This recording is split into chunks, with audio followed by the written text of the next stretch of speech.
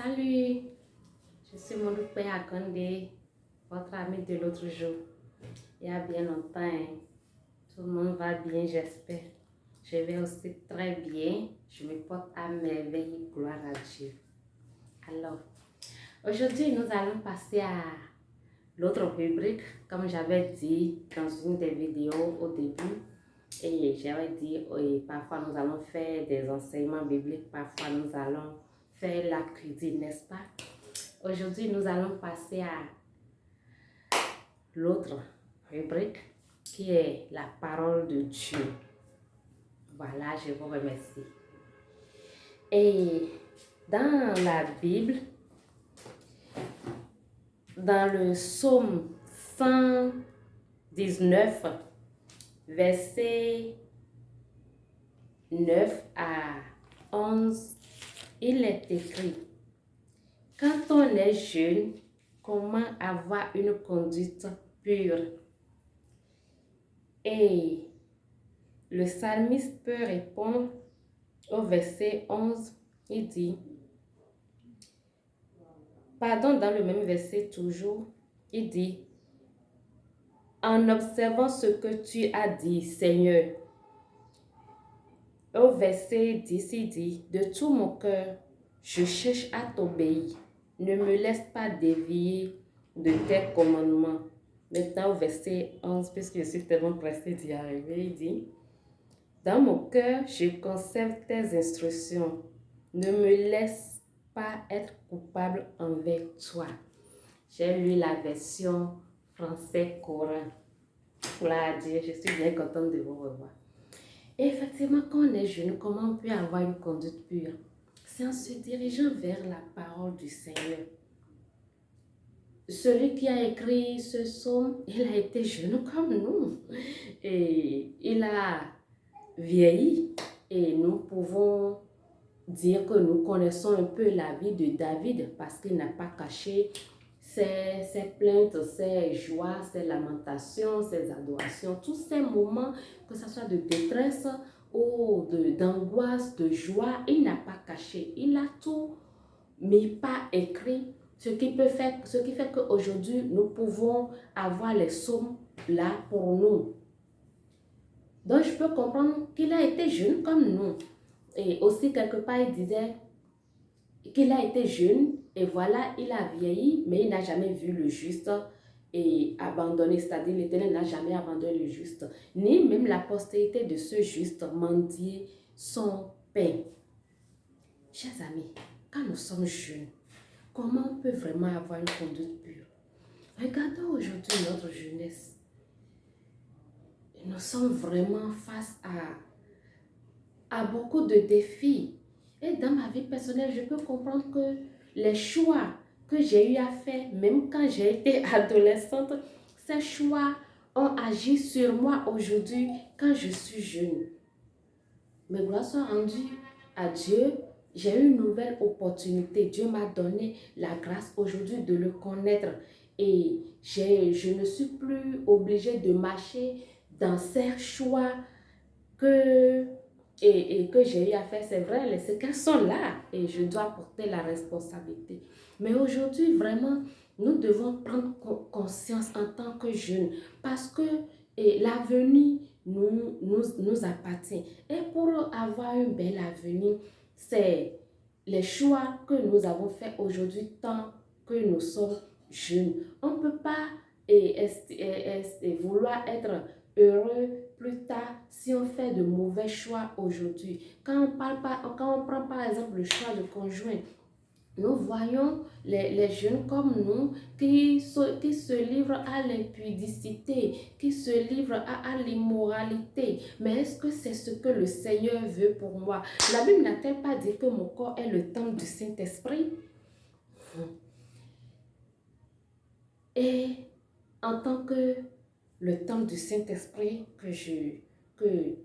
que mon corps est le temple du Saint-Esprit, n'est-ce pas? En tant que le temple du Saint-Esprit que je dois, est-ce que je dois prendre le temple du Saint-Esprit pour forniquer, pour me prostituer? La Bible dit, est-ce que nous serons dans le péché pour que la grâce de Dieu abonde? Loin de là, on ne peut pas être dans le péché et espérer que la grâce de Dieu nous localise. On entend certaines personnes dire, et Dieu, il le fait à d'autres, Dieu, mais à d'autres, non, Dieu nous a tous créés de la même manière, mais ça dépend de la manière dont toi tu le connais, ça dépend de la manière dont tu as décidé lui obéir. Je vais vous dire quelque chose. Dans ma vie personnelle, j'ai remarqué que quand j'étais dans la désobéissance, c'est-à-dire quand je marchais contre la parole de Dieu, quand je ne le connaissais même pas, je n'avais pas une vie agréable. J'étais sous le poids du péché. C'est que j'étais dans tout ce qui est, tout ce que Dieu rejette au fait.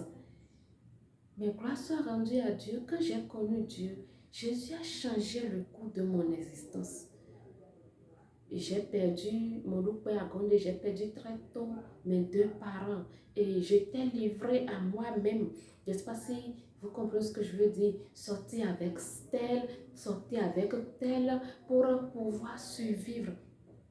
Et d'autres vont dire c'est normal, elle n'a pas le choix. Si, j'avais le choix. En fait, j'avais le choix de connaître. J'ai souvent l'habitude d'écrire sur mon statut WhatsApp. J'écris toujours, c'est le créateur qui définit sa créature. Au fait, ce mot que j'écris, les gens croient que c'est parce que j'avais envie de parler. J'écris toujours, chaque jour, j'écris toujours ça.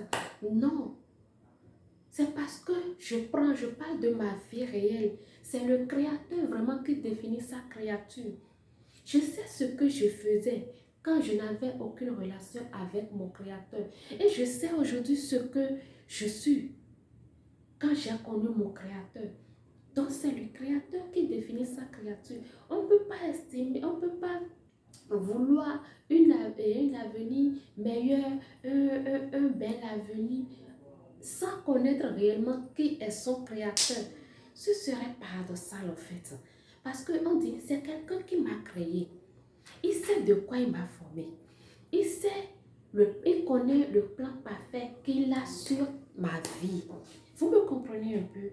Il sait le plan parfait qu'il a sur ma vie. Mais je marche en rébellion à la parole de cette personne. Il n'est pas évident qu'il me dise, regarde, et jeune fille, c'est telle chose, j'ai prévu que tu fasses de ta vie. Vous comprenez un peu? Mais quand je suis revenue à lui, j'ai pris conscience au fait et que j'ai été créée, j'ai été faite pour un but précis. Je me suis repentie, j'ai demandé pardon. Figurez-vous, il se passe de merveilleuses choses dans ma vie à présent. Dieu est le Dieu des temps et des circonstances. Dieu est en train de restaurer ma vie. Pour le moment, je ne sais pas encore ce que sera mon avenir. Mais rassurez-vous, je connais très bien celui qui tient mon avenir entre ses mains. Je m'accroche à lui.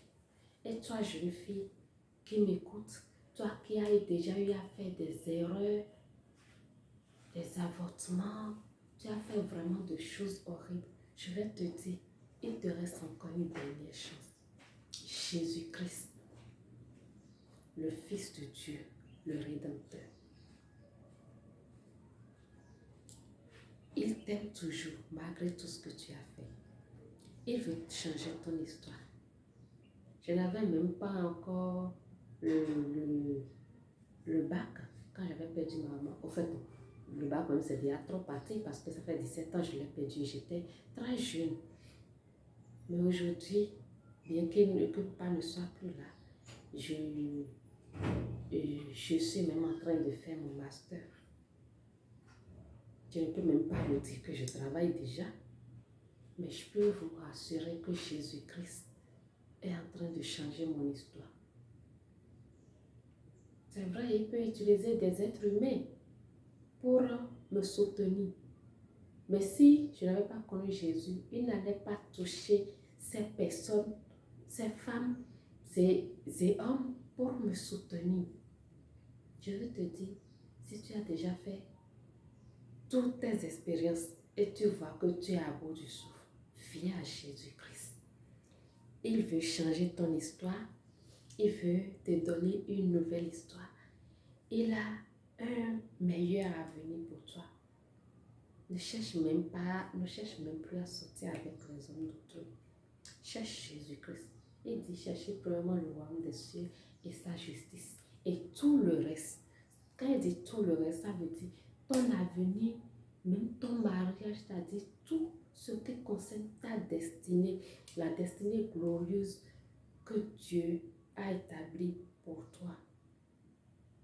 C'est entre les mains de Jésus-Christ. Alors je peux encore répéter, c'est le Créateur qui définit sa créature.